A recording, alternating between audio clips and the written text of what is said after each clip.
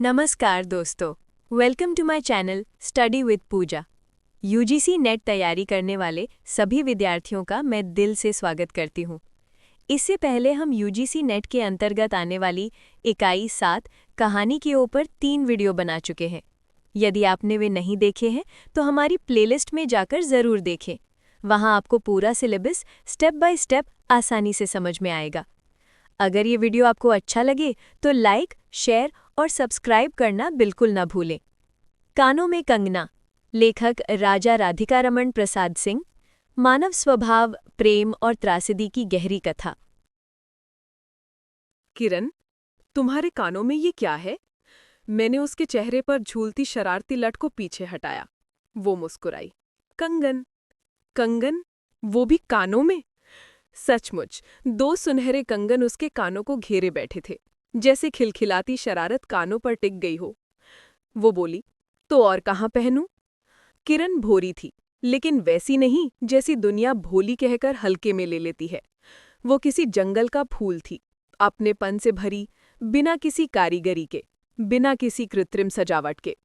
बाग के फूलों जैसा बनावटी निखार उसमें नहीं था, जहां खाद, पानी और माली की कैंची तय करती है कि कौन सा फूल कितना खिलेगा। वो तो उन जंगली फूलों की जात थी जो सिर्फ प्रकृति की उंगलियों से जन्म लेते हैं, बारिश की धार से पनपते हैं और जब समय पूरा हो जाता है तो चुपचाप मिट्टी की गोद में लौट जाते हैं।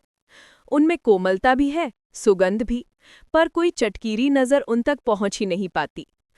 आसमान उस शाम बिल्कुल साफ था, नीला, विशाल और अपनापन बिखेरता हुआ। पेड़ों के पत्ते शांत थे। सूरज की आखिरी सुनहरी रेखाएं पहाड़ की चोटी पर ठहरकर नीचे की दुनिया को निहार रही थी। वो पतली सुनहरी किरण जैसे अपनी आखिरी सांसों पर टिककर इस शांत घने जंगल में कुछ खोज रही हो, या किसी पुरानी याद को पकड़कर देख रही हो। कह पाना मुश्किल था, पर उसकी उस चमक में एक चाह, एक प्रतीक्षा जरूर थी। मैं तो बस वहां खड़ा उसकी बड़ी आंखों से गिरती रोशनी लूटता रह गया। आकाश के तारों की झिलमिल और उसकी आंखों की चमक, दोनों में कोई फर्क नहीं लगता था। रसाल की शाख थामे मैं उसके पास खड़ा था। उसका बालों को हटाकर कंगन दिखाने का वो नन्हा सा अंदाज अचानक दिल में जैसे गूंज उठता। जब माखन चुराने वाले ने गोपियों के मटके फोड़े थे, या जब नूरजहां ने आंचल में छिपा कबूतर छोड़कर बादशाह का दिल पिघला दिया था। कुछ वैसी ही सहज, कोमल, दिल छू लेने वाली लहर उस पल मुझ में उठी, जैसे किसी अलभ्य, अनकही सुंदरता का साक्षात्कार हो गया हो। किरण रोज मेरे सामने आती जाती थी, कभी कच्चे आमों से आंचल भरकर, कभी मौलसीरी के फूलों की माला बुनते हुए। लेकिन आज कुछ और था। आज जैसे वो किसी नए रूप में उतर आई थी, जैसे किसी सहज चूक में इतनी मोहकता आ गई थी कि उसका बालपन एकाएक किसी गहरी सुंदरता में बदल गया हो। कौन जानता था कि हाथों में पहनने वाला कंगन जब बाल सुलभ नादानियत में कानों पर चढ़ जाए तो इतनी कोमलता, इतनी मधुरता पैदा हो सकती है। मैंने झटपट उसके कानों से कंगन उतारे और धीरे धीरे उसकी उंगलियों में पहना दिए। उस पल मन में कैसी हलचल उठी थी कह नहीं सकता। मेरे मुंह से अचानक निकला, किरण, आज का ये पल मेरी आखिरी सांस तक नहीं भूलूंगा। ये भीतर तक उतर गया है। उसकी बड़ी बड़ी आंखें पल भर में और फैल गई। मुझे अपने दिल पर चोट सी लगी और मैं सीधे योगेश्वर की कुटी की ओर चल दिया। प्राण उसी क्षण न छूट गए, बस यही आश्चर्य था। कभी ऐसी दुनिया होती थी जहां लोग इस भौतिक संसार में रहते हुए भी किसी दूसरी दिव्य दुनिया की अनुभूति पाते थे।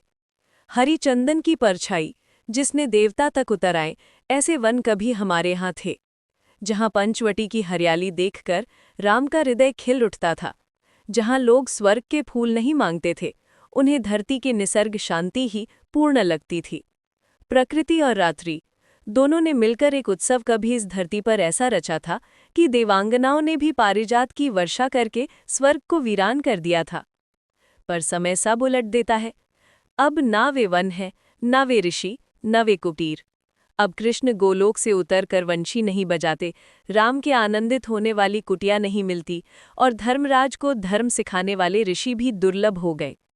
यदि कोई कभार हो भी तो मायामयी दुनिया उन्हें भी ढंक ही लेती है। दुनिया अलौकिकता को कब तक रहने देती? ऋषिकेश के पास एक वन है, सुंदर ही नहीं, मंत्र मुग्ध करने वाला। वो किसी विलास के उपवन जैसा नहीं, बल्कि चित्रकूट की शांत महिमा जैसा पवित्र। वहाँ चांदनी में बैठकर नाच गान की इच्छा नहीं होती, वहाँ मन किसी अनंत साधना की ओर दौड़ता है। गंगा की गरिमा, वन की तंद्रा, सब वहीं एक साथ मिलती है। यहीं योगेश्वर रहते थे। योगेश्वर नाम से ही नहीं, स्वभाव से भी। यद्यपि वे धरती पर थे, पर उनकी चेतना कहीं दूर किसी दिव्य प्रदेश में निवास करती थी। और किरण जैसे स्वर्ग से उतरी हुई एक लहर उस वन में उजाला बिखेरती घूमती थी। वो मासूम थी, बिना किसी बंधन के हवा की बान पर नाचती, जल की तरंग पर खिलखिलाती, जैसे कोई मूर्तिमान रागिनी। वहाँ मैं ही एक ऐसा था जिसे संसार की जटिलता ने बांध रखा था। मैं ही उन्हें उनकी दिव्य दुनिया से खींचकर इस सांसारिक जाल में लाता था।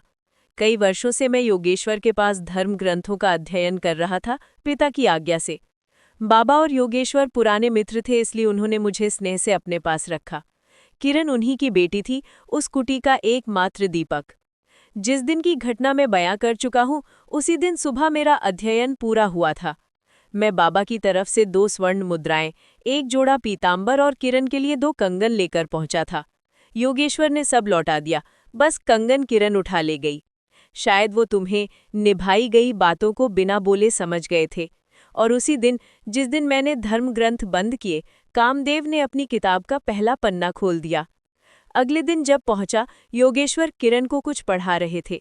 मुझे देखते ही उठे, मेरे कंधों पर हाथ रखा और कांपते स्वर में बोले, नरेंद्र, अब मैं चलता हूँ, किरण तुम्हारी जिम्मेदारी है। और उन्होंने उसकी कोमल उंगलियां मेरे हाथों में रख दी।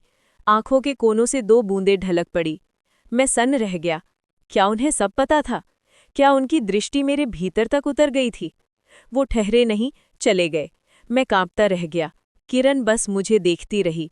वन पर सन्नाटा उतर आया, वायु तक थम गई। हम दोनों चुपचाप चल पड़े।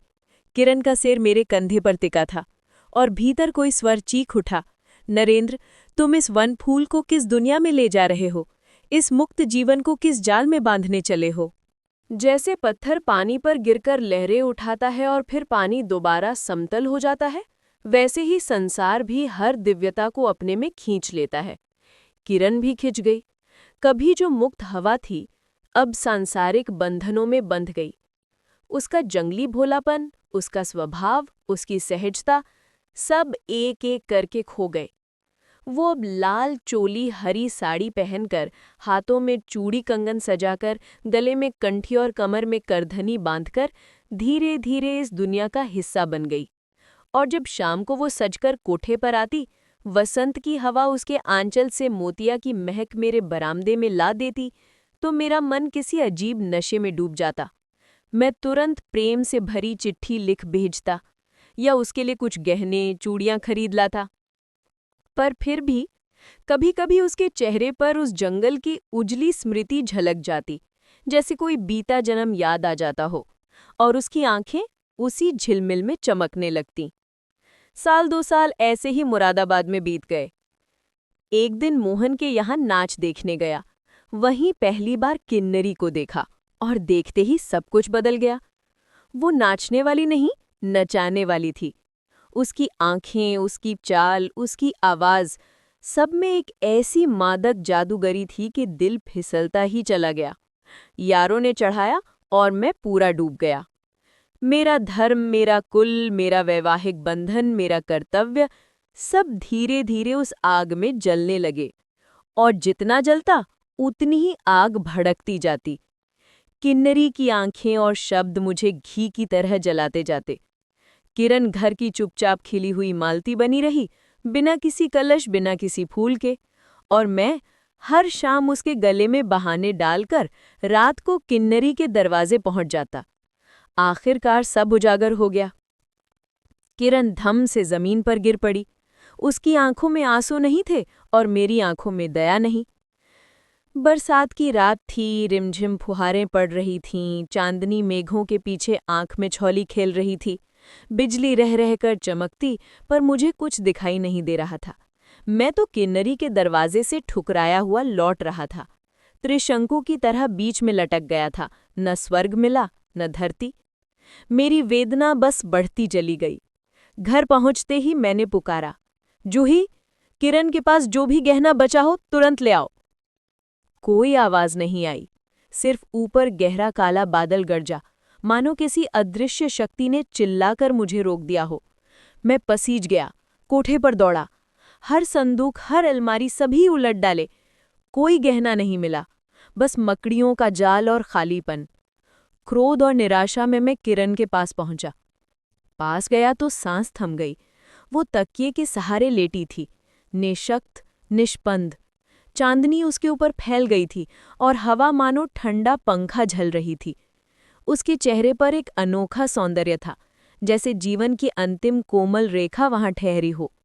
आंखों में हल्की सी उजली ज्योति, मानो प्राण एक बार फिर लौटकर वहीं टिक गया हो। मैं चीखा, किरण, तुम्हारे पास कोई गहना है? धीमी टूटी आवाज आई, हाँ, कानों का कंगन। वो झटके से ढल गई, आंखें मूंद गईं। उसका शरीर शांत हो गया। मैंने उसके चेहरे पर नजर डाली। वही कंगन उसके कानों पर टिके थे। मेरी यादें बिजली की तरह चमक उठीं। दुष्यंत ने अंगूठी पहचान ली थी और शकुंतला को वापस पा लिया था, पर मेरी किरण तो इस धरती पर ही न रही। मैं कहाँ ढूंढता? कौन सी शक्ति थी मेरे भीतर की परलोक से उसे वापस ला पाता? नशा उतर चुका था, अंधेरा साफ दिखने लगा, लेकिन अफसोस, जब सब समझ आया तब जीवन में सिर्फ अंधकार ही बाकी रह गया था।